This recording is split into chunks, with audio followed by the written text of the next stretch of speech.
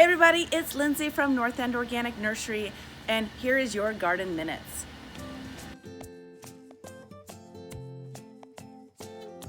Today we are going to talk about aerating and overseeding a lawn in the fall. So our grasses here in the Treasure Valley and most places in the Intermountain West are a cool season variety. And the best time to plant grass here in the Treasure Valley and similar locales is in the fall when the temperatures are cooler. If you try to do it in the middle of the summer, the grass seed germinates, it fries in the hot summer temperatures, and it doesn't do very well. So planting them now, they will germinate. They will actually work on their root system over the winter and then give you a fantastic green lawn in the springtime. So ideal time is right now. Today, I am dealing with a really troubled yard. This is actually my yard. We inherited these problems from the previous owner, only been here less than a year. It had been ill-treated with a lot of synthetic fertilizers and has a lot of thatch. Thatch is actually the dead part of the grass at that growing point between the actual blade and the root system. When you have a lawn that has been treated with a lot of fungicides, herbicides, and synthetic fertilizers, it tends to kill off the beneficial microbes in the soil that would naturally stay on top of decomposing thatch and make sure that it was recycled into plant nutrients and allows your lawn to have that natural life cycle of things dying, being recycled, and turned back into food. When there's nothing there to eat it because you've effectively nuked your soil of all good beneficial life, then you get this really big thatch buildup. So here in my lawn, I've got lots of thatch. This is kind of what it looks like. And in order to decompose this, I am going to run an aerator across the lawn with the help of our friends over at Tate's Rents here in Boise. They've partnered with us to make this video. I'm gonna run an aerator over the lawn, and what that does is it pulls plugs of soil out of the ground, dumps them on the top, and it allows aeration and compost and nutrients to penetrate deeper into the soil. Another result that happens from doing too many synthetic fertilizers, pesticides, herbicides, etc., is that if you don't have a good amount of life in the soil and that has been killed by those different chemicals, it will compact the soil and it turns hard and thick. So our goal today is to open up a lot of pore spaces in the soil. We're then going to top dress with compost and then add fresh seed, then a little bit more compost on top of that. So this will be our before section, and I will definitely do a follow-up video in the springtime to show you what has happened. Now, a lot of times people will rent dethatchers. It's a different type of machine that actually goes through and rips up the soil and rips up the thatch and breaks it up into a bunch of different pieces. I don't find that to be necessary. Other people might disagree with me. With extreme levels of thatch, like multiple inches, you might have to do that one time. But I believe that with moderate amounts of thatch, aeration, compost top dressing, reintroducing beneficial microbes into the soil will really take care of it. So I'm going to grab the aerator, bring it over here, and we'll get started. So aerators come in different sizes, brands. This one I rented from our local folks at Tate's Rents, and it's a great size for a modest sized yard like this one. Now, I don't have a sprinkler system. Well, I don't have a sprinkler system that I'm keeping in this yard. There's an antiquated system in here that just needs to be annihilated and restarted. And since eventually I'm actually going to be replacing a lot of the edging here with some perennials and do less grass, I'm going to redo my sprinkler system at a later date. So this is a nice size. What I'm going to be doing, since this does have quite a bit of thatch, typically you really only need to run an aerator back and forth across your lawn, maybe one pass. I'm probably going to give it 2 to 3 passes because I think this lawn has had a lot of neglect for a very long time. How often should you aerate? If you're doing a good organic lawn program, if you have really troubled soil, I might aerate once a year for the first 2 to 3 years. After that, you probably shouldn't have to aerate again unless you're starting to see issues arise. But a good organic program will feed the soil, and the soil will naturally fluff up with that life underground, literally creating community under there and pushing up the soil and making it loose and aerated. if you need help with an organic lawn program, we can definitely help you at North End Organic Nursery. So I'm gonna get this guy started and we're gonna start aerating.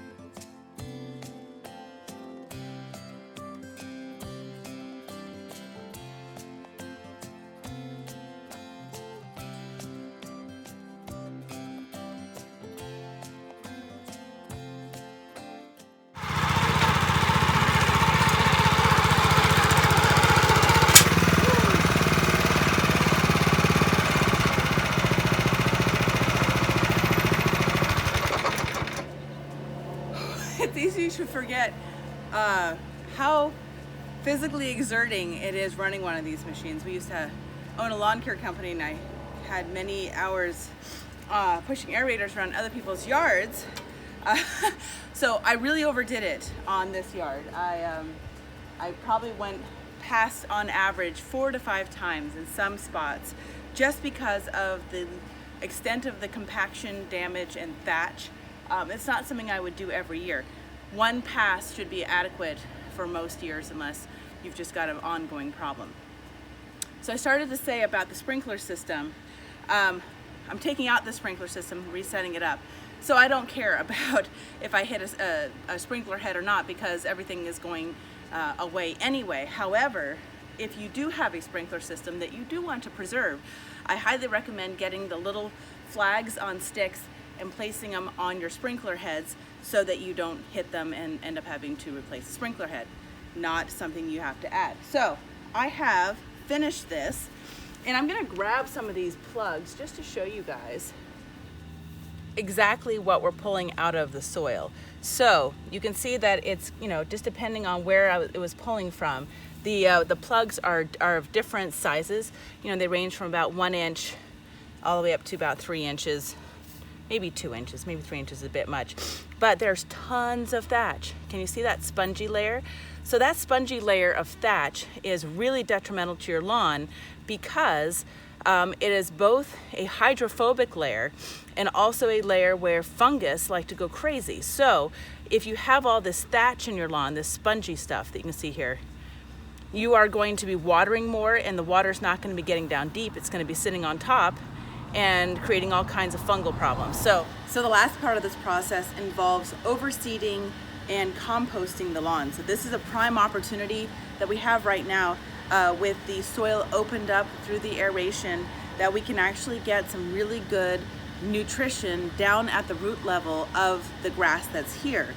So the compost I'm gonna put down is going to achieve multiple things, but the two most important ones in my opinion are decomposing the thatch, because all the microbes in the compost and the beneficial organisms in there are going to chew away at that thatch. It's going to add organic matter. Thirdly though, it is going to sift down into those holes and bring organic matter down at a level that wouldn't normally be there. So first step, I'm going to put down, especially in this area, I'm going to go for about 1/8 of an inch of compost, and then after that I'm going to put down grass seed. For this full sun area, I'm going for a rhizomatous tall fescue. This is a great option for low water use, high sun, high traffic. Nice deep roots, doesn't get a lot of diseases, if any that I know of, doesn't get bill bugs. Probably our most recommended grass. Alternatively, there is a mix that is a shade-loving mix that has a lot of fine fescues, sheep fescues, red fescues, chewing fescues, all different types of fine leafed fescues that does fairly well in shady areas. So if you have an area that's kind of dappled sunlight, you might want to look into that as an option. Or you can actually mix the two types of grass seed and let whichever one competes better be the winner. We have both of these at the North End Organic Nursery. So, time to get the compost. Gonna put down a light layer, throw down some seed, and then put down another light layer of compost. Stay tuned. So my soil of choice for this project is the Gardener and Bloom Soil Conditioner.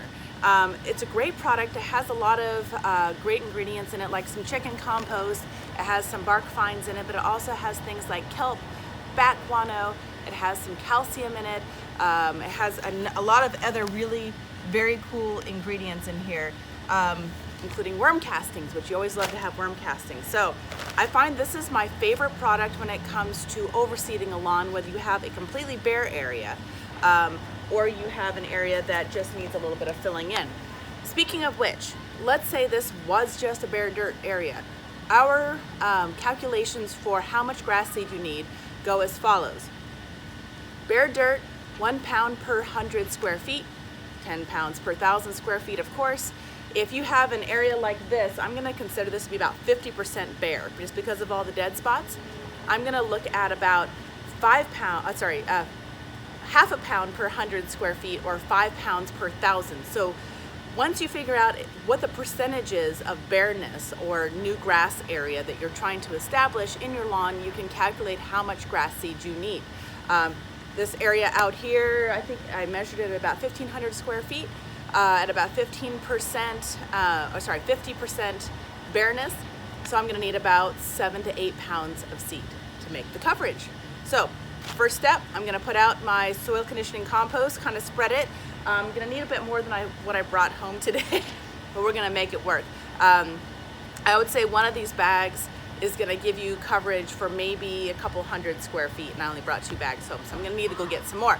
But we're gonna start out with what we've got, and I'll probably come back after I put my seed down and cover it with a little bit more compost.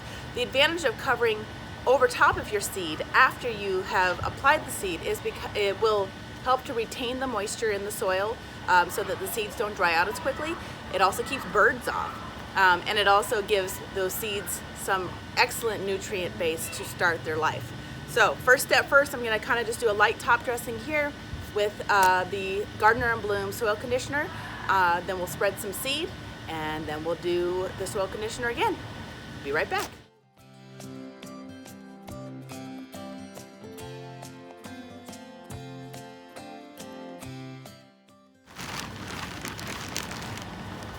Okay, I'm getting out the last of this first bag, and then we're going to transition into putting out the seed.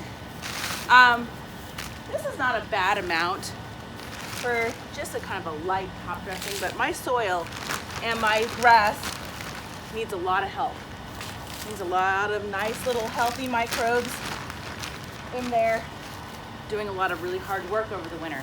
So I will probably, more than likely, come back after the seeding part and with probably 2 more bags.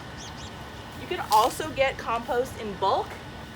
We sell it, some really nice local dairy compost, and that will do the trick as well. Certainly more economical for small spaces and for small projects. I really like the bag stuff. Gardener and Bloom just does a really good job with their product. Try to be as, commonsensical about it as possible. Gardening is so much about common sense that I think if we over scientific it sometimes, that's the word I'm sure, we make things harder. Just think like a plant. Don't make things harder on yourself than they need to be. Roll with it. Just roll with it. We have those fancy spreaders at the nursery. People use them all the time. They're awesome. It's just not me. I'd much rather do it this way.